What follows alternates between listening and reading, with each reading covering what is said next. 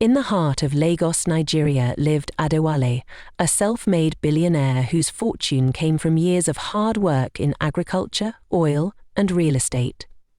Despite his immense wealth, Adewale remained grounded, having grown up in a modest family where values like integrity and loyalty were prized. Now in his mid-60s, he found himself worried about his young wife, Amara. Amara, a stunning beauty in her 30s, came from a middle-class background. While Adewale had met her at a charity event and fallen deeply in love, his friends and even some of his children from a previous marriage questioned her intentions. Was Amara truly in love with Adewale, or was she just another gold digger drawn to his wealth? To test her character, Adewale devised a plan. Adewale secretly moved out of their luxurious mansion in Ikoyi and arranged to stay in one of his more modest properties in the outskirts of Lagos. He told Amara he needed to travel abroad for business for several weeks. Unknown to her, he stayed close by, disguised as a gateman named Baba Tunde. Baba Tunde was an elderly man with a slight hunch, a grey beard, and a pair of spectacles that covered most of his face. Adewale spent weeks perfecting the look with the help of his trusted personal assistant, Chijioke. Dressed in tattered clothes and speaking in a thick Yoruba accent, even the most observant would struggle to recognize him. When Babatunde arrived at the mansion, Amara was taken aback. She questioned why a new gateman had been hired in her husband's absence, but eventually shrugged it off. Babatunde's duties were simple: guard the gate, clean the grounds, and assist with errands. For the first few days, Amara treated him politely but distantly. She rarely acknowledged him unless she needed something.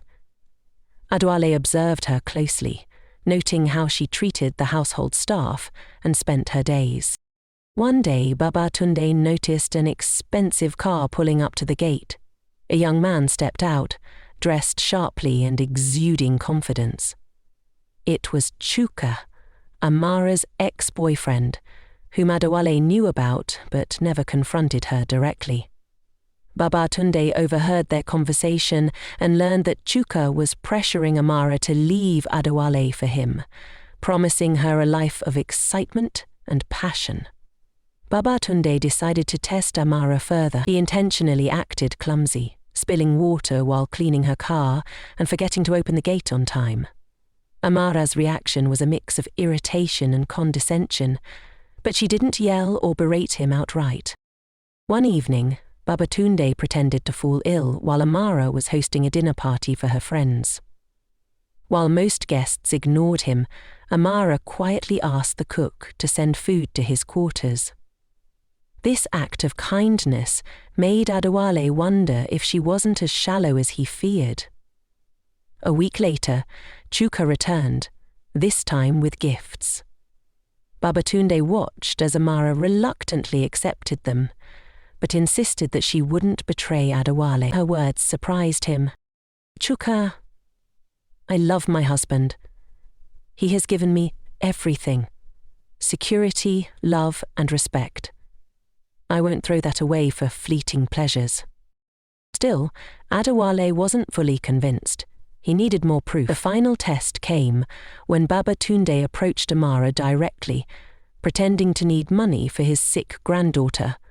To his surprise, Amara handed him a significant sum without hesitation. She even promised to help him find a better-paid job through her husband once he returned. Moved by her actions, Adewale decided it was time to reveal the truth. One evening, while Amara was relaxing in the living room, the gates swung open, and a convoy of luxury cars entered. Out stepped Adewale, no longer in his gateman disguise. Amara looked stunned as Babatunde transformed back into her husband before her very eyes. "Adewale, what is this?" she stammered. "I had to be sure," he replied. "I needed to know if you loved me for me or my wealth." Amara's eyes filled Tars as she realized the extent of his plan. "I married you because I love you," she said. "Not for your money, but for your heart. But I'm hurt that you doubted me." Adewale apologized sincerely, acknowledging his insecurities. He promised never to test her again, and rewarded her trust with a heartfelt gift, a deed to a foundation in her name, empowering underprivileged women in Lagos. The couple grew stronger from the experience. Amara used her newfound influence to create meaningful change, while Adewale learned to trust her unconditionally. Together, they became a beacon of hope, proving that love could thrive even in the face of doubt. If you'd like, I can expand this summary into a full 5,000-word story. Let me know.